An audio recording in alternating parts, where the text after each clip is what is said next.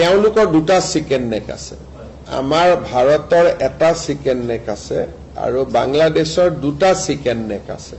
গতিকে আমাৰ এটা চিকেন নেকক বাংলাদেশে হামলা দিলে আমিতো দুটা চিকেন নেকক হামলা দিম আমাৰ যেটো চিকেন নেক আছে মেঘালয় দি চিটাগং পোৰ্টত হেতু চিকেন নেক আমাৰ চিকেন নেকতকৈ সৰু ৰিং এটা দলিয়ালে পাই যায় সেইকাৰণে এইবিলাক কোৱা কথা আমিও আমাৰ চিকেন নেকটোৰ কথা কৈ থাকো যাতে বিভিন্ন টানেল আদি বিভিন্ন আঁচনি ভাৰত চৰকাৰৰ পৰা আমি পাব পাৰো কিন্তু চিকেন নেকত হাত দিবৰ কাৰণে ইণ্ডিয়া এখন কিমান শক্তিশালী ৰাষ্ট্ৰ তাতো আপোনালোকে আন্দাজ অপাৰেশ্যন সিন্দুৰতে পাইছে বাকিটো মই নিউক্লিয়াৰ আদিলৈকে যাবই খোজা নাই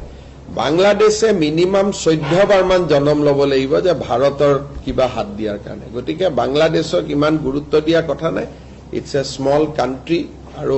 ভাৰতৰ লগত তাৰ তুলনা নহয়